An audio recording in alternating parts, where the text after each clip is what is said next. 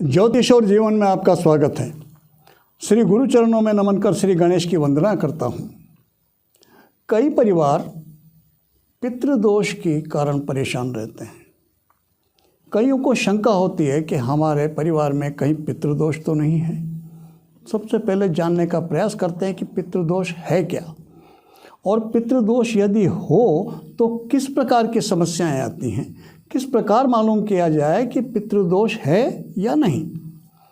जन्म कुंडली यदि हो तो जन्म कुंडली के अंदर सूर्य का राहु से पीड़ित होना पितृदोष को इंगित करता है, पितृदोष को बताता है। या फिर किसी के परिवार में कई तरह की समस्याओं का निरंतर बने रहना, पीढ़ी दर पीढ़ी उसी प्रकार की समस्याओं का चलना, वंश वृद्धि में रुकावट की स्थिति बन जाना, ये पितृदोष को इंगित करते हैं। राहु को सर्प का प्रतीक माना गया है और सर्प को पितरों का प्रतीक माना गया है। यदि जन्म कुंडली में सूर्य राहु की युति हो या फिर पंचम स्थान में, द्वितीय स्थान में, पंचम स्थान संतान का होता है, द्वितीय स्थान परिवार का होता है, इनमें राहु की स्थिति हो तो वो पितृदोष को बताती है। और भी कई योग हैं, जन्म कुंडली से भी पता चलते हैं, और जो घटनाएं हैं, जो लक्षण हैं पितृदोष के, वो उनसे समझ में आती है कि समस्या पितृदोष की। अब समाधान की बात आती है। कई व्यक्तियों का अनुभव भागवत जी कराने से पितृ शांति होती। कई व्यक्ति पितृदोष के लिए नासिक भी जाते हैं, काल सर्प के साथ साथ वहाँ भी कराते हैं, पिंडीदान कराते हैं, हरिद्वार में है, गया जी हैं। लेकिन मैंने कई व्यक्तियों को कहते सुना, सब कुछ करवाने के बाद भी उनकी समस्याएं वैसी की वैसी ही बनी हुई हैं, उन समस्याओं में समाधान नहीं हो पाया। वो गलत नहीं कह रहे हैं, जिनका कहना सही हो सकता है, उसके पीछे कारण है। उन्होंने प्रयास किया कि एक बार कुछ कर दिया जाए और उससे वो शांत हो जाए जिसको नियमित, जिसका अस्तित्व है, जो उनको रूटीन में चाहिए। कैसे? पितृ क्या है?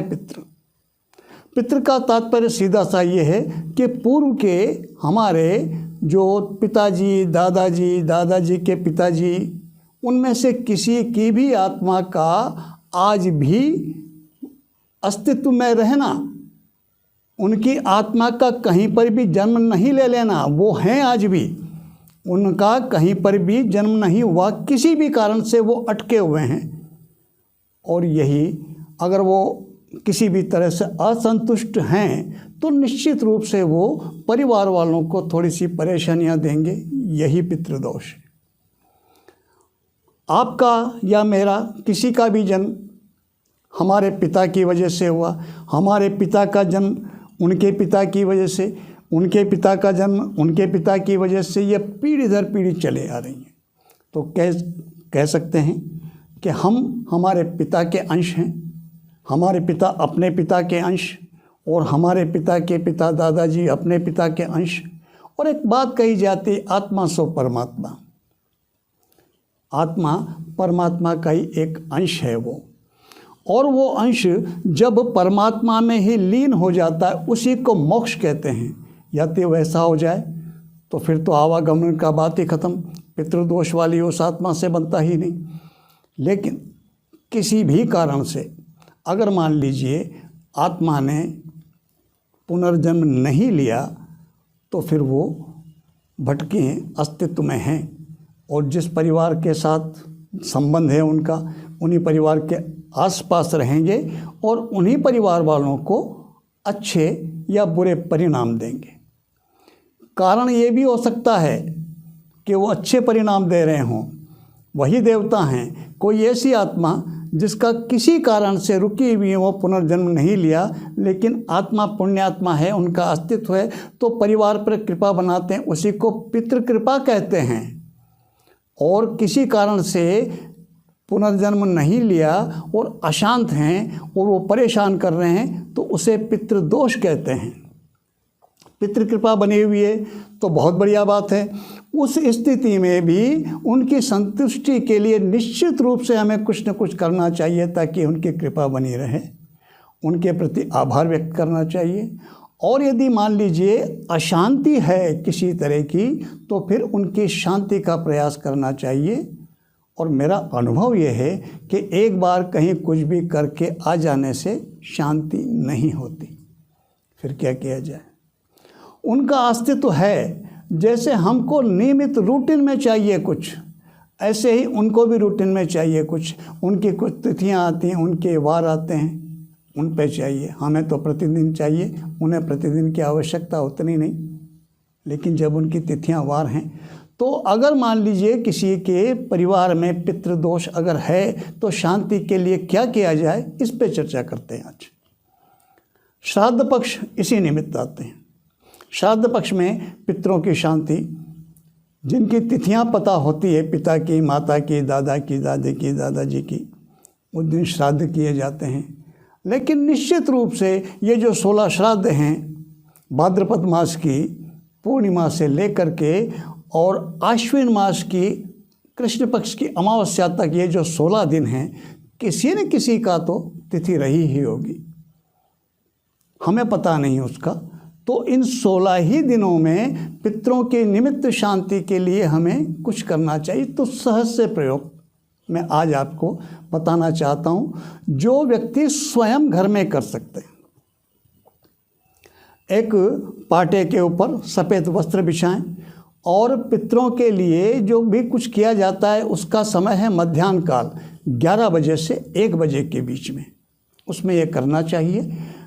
दक्षिण दिशा की तरफ मुंह करके बैठें, पाटे पर सफ़ेद वस्त्र बिछा करके, उस पर दीपक, एक कांसे की थाली लें, कांसे की हो, तांबे की हो, पीतल की हो, लोहे की नहीं हो। उस थाली में जल भर लें। जल भर के उसमें काले तिल मिलाएं थोड़े से, और गंगा जल मिला लें, और दीपक जला करके प्रार्थना करें, ओम आगच्छतु मे पितर इमं गृह्यन्तु जलांजलिम। ये प्रार्थना करके सभी पितरों का आह्वान करें, मन ही मन उनसे प्रार्थना करें कि मेरे सभी कुलों के सभी पितृ यहाँ पधारें, यहाँ विराजें, और जलांजलि स्वीकार करें। वो जो हमने जल पीतल की या कांसे की थाली में जो भी लेके हम बैठे, जिसमें भी, उसमें हम तर्पण करेंगे। तर्पण से पहले हम संकल्प कर लें, हाथ में जल लेकर, थोड़े पुष्प अक्षत चावल गंध अक्षत करके, वैसे संकल्प का विधान है। ओम तत्सदिव्य विश्व 77 संवत्सरे मासा नाम मास मौत में शुभे मासा नाम मास मौत में आश्विन मासे कृष्ण पक्षे शुभे पंचमी तिथि, द्वितीय तिथि, जो भी तिथि हो, बुधवासरे गुरुवासरे जो भी उस दिन वार हो। लेकिन ये संस्कृत में श्लोक बोलना ही कोई ज़रूरी नहीं है, आवश्यक नहीं है। आम व्यक्तियों को इसमें समस्या आती। मैं आम जन के लिए एक सरल सा प्रयोग बता रहा हूँ। जल में लें हथेली में, और संकल्प करें अपना नाम बोल करके, उस तिथि का वार का नाम बोल करके, अपने स्थान का पते का नाम बोल करके, और बोले कि मैं अपने सभी कुलों के पितरों की आत्मा की शांति के लिए उन्हें जलांजलि अर्पित कर रहा हूँ। ये कह के जल एक कटोरी में छोड़ दें। ये आपका संकल्प हो गया। उसके बाद ये हथेली, इसको दाहिने हाथ का ये जो स्थान है, ये पितृपर्व कहलाता है। ये स्थान, इस उंगली में अगर सोने की अंगूठी हो तो ठीक, या फिर डाब की अंगूठी हो या चांदी की हो, नहीं हो कोई बात नहीं, अगर हो तो धारण कर लें। और इसको पितृ तीर्थ कहते हैं। इस हाथ को लेकर उसको जल भर करके इस इससे उसी जल में थाली में छोड़ दें। आप जिनकी भी आप शांति चाहते हैं, नाम लेना चाहते हैं, दादाजी से शुरू करें।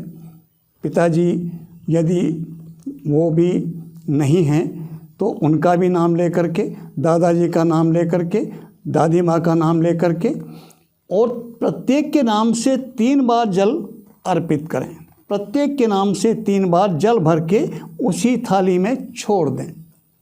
अंत में फिर अपने पितृकुल के सभी पितरों को जलांजलि प्रदान करता हूँ, ये बोल करके 3 बार जल छोड़ दें। इसके बाद हमारे अस्तित्व में हमारे पिता के साथ साथ सबसे अधिक योगदान हमारी माता का है। माता ने ही हमको 9 महीने गर्भ में रखा, और जन्म दिया। तो पितृकुल के साथ ही हमको ननिहाल कुल मातृकुल को भी जलांजलि अर्पित करनी चाहिए।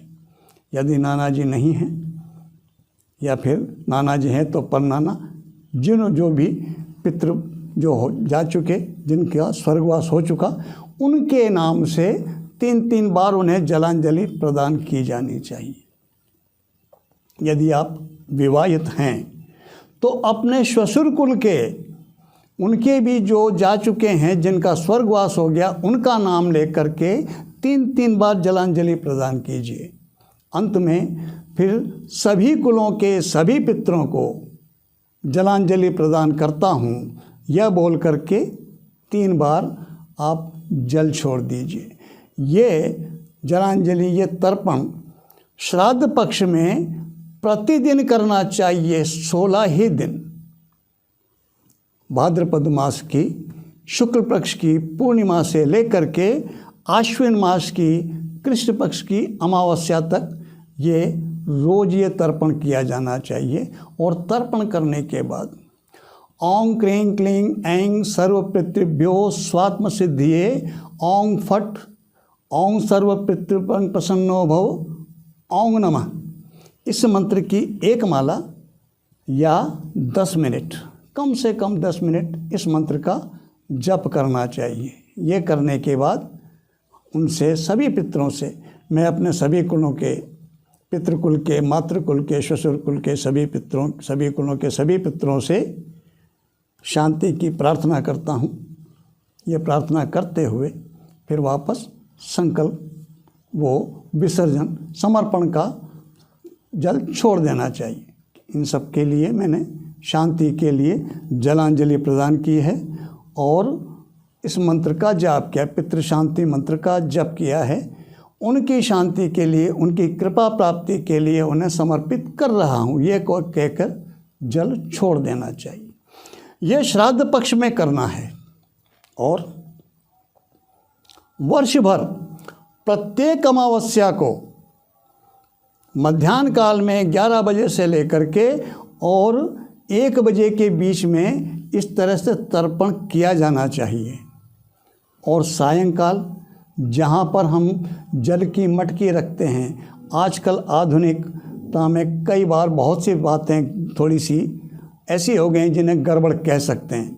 वो ये कि कई घरों में मटकियाँ ही नहीं रखी जाती, पानी का कोई पात्र ही नहीं, सीधा वो फ्रिज से या फिर जो एक्वागार्ड लगा उसी से भर के पी जाती। ये व्यवस्था गलत है।